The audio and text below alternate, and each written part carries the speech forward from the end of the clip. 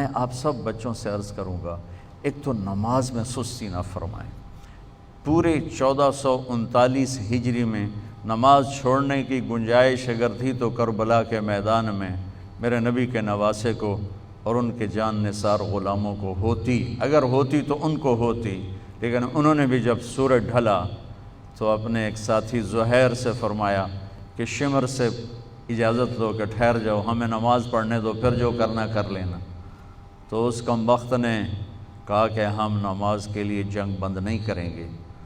تو آپ نے آدھوں کو کہا نماز پڑھو اور آدھوں سے کہا جنگ کرو۔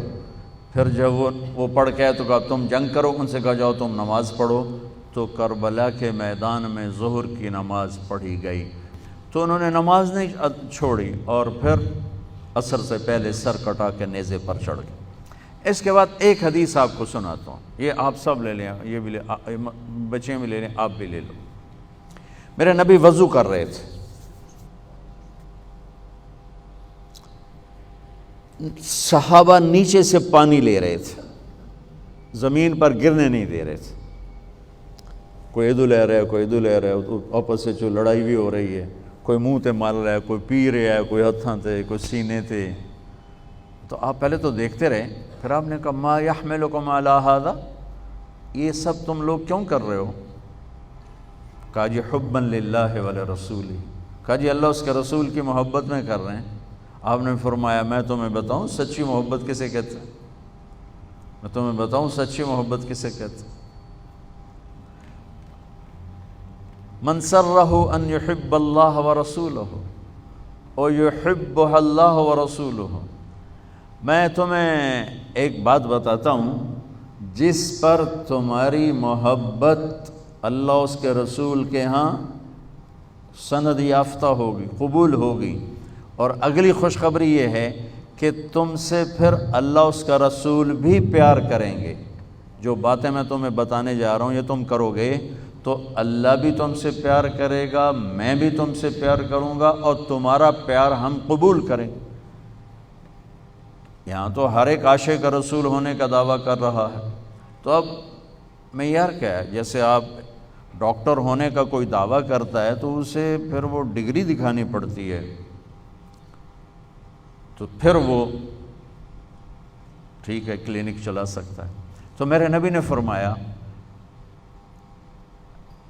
میں تمہیں بتاؤں کہ اللہ اس کے رسول سے سچا پیار کرنے والا کون ہے، کہ جس سے اللہ اس کا رسول بھی پیار کرتے ہیں جان بین سے۔ تو سننا میرے بچوں کا فَلْيَصْدُقِ الْحَدِيثَ إِذَا حَدَّثَ، مجھ سے پیار کرنا ہے اور میرے رب سے کرنا ہے تو پھر زندگی میں سچ بولنا پڑے گا، جھوٹ نہیں بولنا ہے۔ سچ بولنا پڑے گا، جھوٹ نہیں بولنا ہے، سچ بولنا پڑے گا۔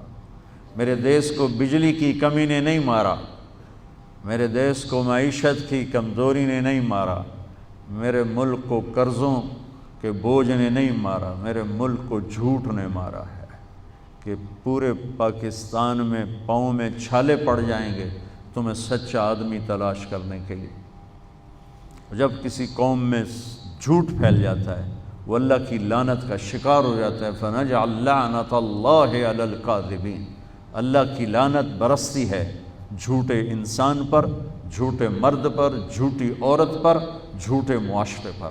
تو میرے نبی نے حب رسول کا، حب رسول کا، حب محبت رسول کا پہلا پیمانہ سچ بول۔ اس پر ایک اور حدیث یاد آئی، جب اللہ جنت میں اپنا دیدار کرائے گا نا، جنت کی سب سے بڑی نعمت ہے اللہ کی زیارت۔ جب اللہ تعالیٰ اپنی زیارت کروائے گا اور پردہ ہٹائے گا تو سب سے پہلے کیا الفاظ اللہ ارشاد فرمائے گا؟ مرحباً بالصادقین، میں اپنے سچے بندوں کو مرحبا کہتا ہوں۔ ایمان، نماز، روزہ، جہاد، تبلیغ، حج، زکوٰۃ، تہجد، عمرے، ذکر، تلاوتیں، یہ ساری نسبتیں اللہ کہتا میں اپنے نمازی بندوں کو مرحبا کہتا ہوں۔ یہ ہوں گے سارے نمازی ہوں گے، یہ ساری صفات والے ہوں گے، لیکن اللہ تعالیٰ جس صفت کو ہائی لائٹ کر کے ان کو ویلکم کرے گا وہ سچائی۔ میں اپنے سچے بندے بندیوں کو مرحبا کہتا ہوں۔ تو میرے عزیزو، کوئی بھی معاشرہ ڈنڈے سے صاف نہیں ہوتا ہے، ذاتی محنت اور کوشش سے ہوتا ہے۔ تو آپ ہمارا بہت بڑا سرمایہ بیٹھے ہو، میں 3 باتیں بتانے لگا ہوں، یہ 3 آپ، ایک نماز تو کوئی اس میں عذر قبول نہیں، اس کے بعد 3 باتیں آپ کو بتانے لگا ہوں۔ فَلْيَصْدِقِ الْحَدِيثَ إِذَا حَدَّثَ، سچ بولے جھوٹ نہ بولے۔ فَلْيُؤَدِّ الْأَمَانَةَ إِذَا تُؤْمِنَ، کسی کو دھوکہ نہ دے، کسی کو دھوکہ نہ دے، امانت داری سے زندگی گزارے، دیانت داری سے زندگی گزارے، کسی کو دھوکہ نہ دے۔ میرے نبی نے فرمایا میرا امتی ہر گناہ کر سکتا ہے، 2 نہیں کر سکتا، ایک جھوٹ نہیں بول سکتا، ایک دھوکہ نہیں دے سکتا۔ جریر بن عبداللہ رضی اللہ تعالیٰ عنہ نے اپنے نوکر سے کہا گھوڑا خرید کے لاؤ، وہ لے کر آئے منڈی سے 300 کا، کہنے لگے جی آپ پیسے دے دیں، میں نے 300 میں سودا کر دیا ہے۔ تو وہ گھوڑے کو دیکھا تو وہ قیمتی تھا۔ جریر بن عبداللہ شہزادے تھے، شاہی خاندان کے تھے، یمن کے گھوڑوں کی نسلوں کو جانتے تھے۔ کہنے لگے میرے بھائی میں تیرے گھوڑے کے 400 کر دوں؟ کہا جی کر دو۔ کہا 500 کر دوں؟ کہا کر دو۔ کہا 600 کر دوں؟ کہا کر دو۔ پھر وہ تھوڑا پریشان ہونے لگا، بھئی کدی خریدار بھی مول ودایا، تو بیچنے والا اوپر کھڑا ہوتا ہے، خریدار نیچے کھڑا ہوتا ہے، یہ تو الٹا کام ہو رہا ہے۔ خریدار کہہ رہے 500 کر دیں، 600 کر دیں، 700 کر دیں، 800 کر دو۔ کہ حضور میں تو 300 تو بھی راضی ہوں، تسی 500 کڑی گل دا بتایا، کبھی اس کو 800 دے دو۔ وہ تو چھلانگے مارتا چلا گیا۔ جب وہ نکل گیا تو کہنے لگے، تو ان کے نوکر نے کہا حضرت میں جو 300 میں سودا کر کے لایا تھا تو یہ کس خوشی میں 500 بڑھا ہے؟ یہ میری گھڑی ہے، میں 100 روپے میں بیچوں، 1000 میں بیچوں، اور آپ گاہک ہیں، آپ 1000 میں لے لیں تو یہ شرعاً جائز ہے۔ میں نے بہت زیادہ منافع لے لیا، قانون کی پکڑ میں نہیں، چونکہ میں نے کہا جی جتنے لینے، انہوں نے کہا لو، ہو گیا۔ لیکن ایک ضابطہ اخلاق ہے، ایک ضابطہ قانون، ایک ضابطہ اخلاق ہے۔ ان کا میں جو 300 میں سودا کر کے آیا تھا تو پھر یہ 500 بڑھا کے کیوں دیے؟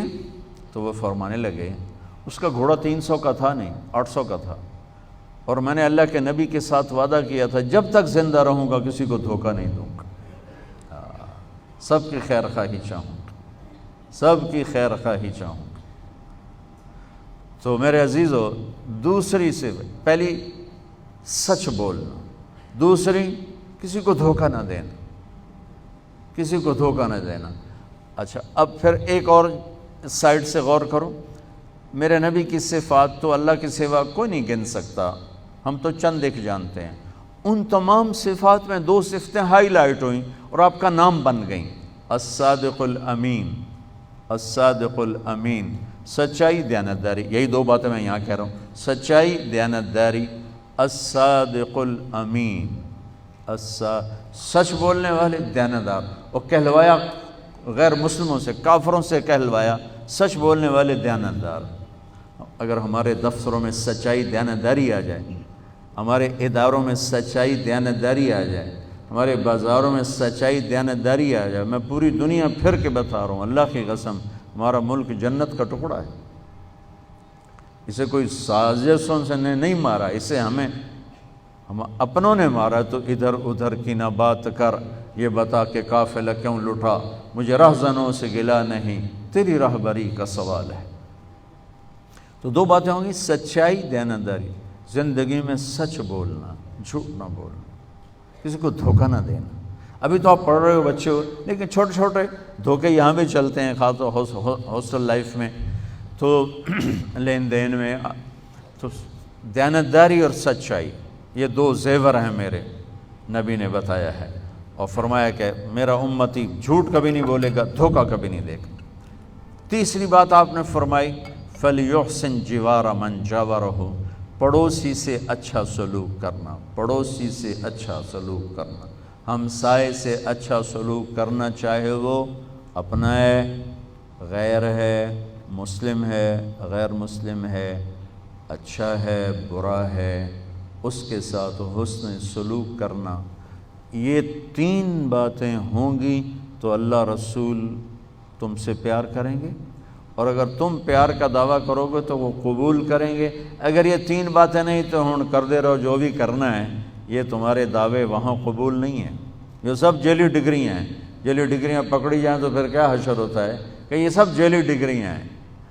جو ڈگری اللہ اس کا رسول دے رہا ہے، سچائی، دیانتداری، حسن سلوک، کسی بھی معاشرے کے زوال میں یہ 2 باتیں بنیادی ہیں، ظلم، جھوٹ اور دھوکہ، جھوٹ اور دھوکہ، ساتھ ظلم کو ملا لو۔ اور کسی بھی معاشرے کی بلندی، کسی فرد مرد کی بلندی کے لیے 3 باتیں، سچائی، دیانتداری اور انصاف، ہے اس کی بلندی کے لیے کافی۔